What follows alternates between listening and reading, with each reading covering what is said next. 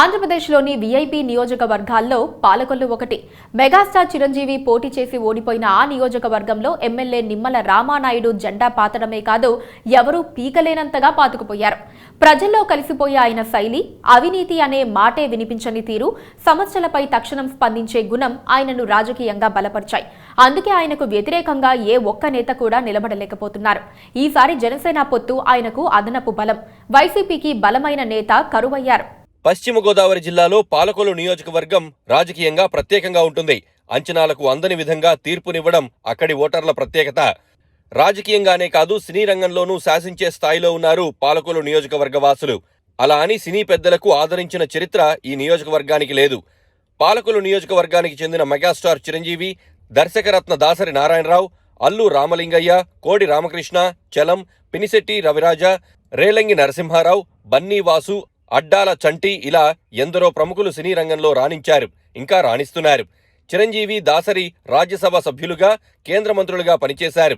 సినీ పెద్దలంటే గౌరవం చూపే పాలకొల్లు వాసులు రాజకీయంగా మాత్రం భిన్నంగా స్పందిస్తారు.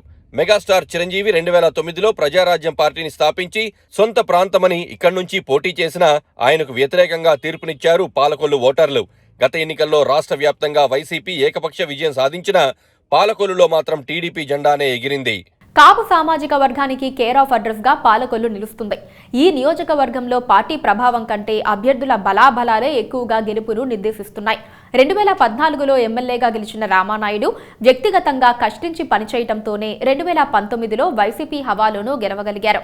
2024లో కూడా మళ్లీ గెలుస్తామని ధీమా ప్రదర్శిస్తోంది టీడీపీ. నియోజకవర్గంలో గతంలో చేసిన అభివృద్ధే తనకు శ్రీరామ రక్ష అంటున్నారు ఎమ్మెల్యే రామానాయుడు. ప్రతిపక్షంలో ఉన్న నియోజకవర్గ వాసులకు అందుబాటులో ఉంటూ ప్రభుత్వ విధానాలపై పోరాటాలంటూ నిత్యం జనాల్లోనే ఉంటున్నారు రామానాయుడు. ప్రభుత్వం కంట్లో నలుసులా మారిన రామానాయుడిని కట్టడి చేయాలని వైసీపీ కూడా ఈ నియోజకవర్గంపై ప్రత్యేకంగా ఫోకస్ పెట్టింది. గత 2 సార్లు తమకు అందని విజయాన్ని ఈసారి రామానాయుడిని ఓడించడం ద్వారా అందుకోవాలని చూస్తోంది ఈ ఫ్యాన్ పార్టీ. సంక్షేమ పథకాలతో విజయం సాధిస్తామని చెబుతోంది. నియోజకవర్గంలో వైసీపీకి గట్టి క్యాడర్ ఉంది. చాలా మంది నాయకులు టికెట్ ఆశిస్తున్నా ప్రస్తుతం ఎమ్మెల్సీ కావూరు శ్రీనివాస్ జోరుగా తిరుగుతున్నారు.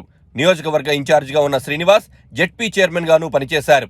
అయితే ఈసారి పార్టీ తమకు అవకాశం ఇస్తుందని మరో సీనియర్ నేతలు గున్నం నాగబాబు, మేకా శేషబాబు టికెట్ ఆశిస్తున్నారు. కౌరు శ్రీనివాస్ కు టికెట్ ఖరారు చేస్తే వీరు వైసీపీకి గుడ్ బై చెప్పే అవకాశాలున్నాయి. మరోవైపు జనసేనాని పవన్ కు వ్యక్తిగతంగా మంచి ఇమేజ్ ఉంది. అయితే గత ఎన్నికల్లో మాత్రం 3వ స్థానంతోనే సరిపెట్టుకుంది జనసేన. అయినా 32,000 ఓట్లు తెచ్చుకున్నారు. అంటే కాపు సామాజిక వర్గంలో చాలా వరకు ఓట్లు ఆయనకు పడ్డాయి. అయినా టీడీపీ అభ్యర్థి నిమ్మల రామానాయుడుకి 17,000 ఓట్ల మెజారిటీ వచ్చింది. ఇప్పుడు టీడీపీతో పొత్తు ఉంది కాబట్టి పాలకొల్లులో ఏకపక్ష విజయం ఖాయమన్న విశ్లేషణలు ఇప్పటికే వస్తున్నాయి. రాజకీయ పార్టీల బలాలకు నాయకుడి పనితీరు కూడా కలిసొస్తే ప్రజలు మార్పు కోసం ఆలోచించే అవకాశం ఉండదు.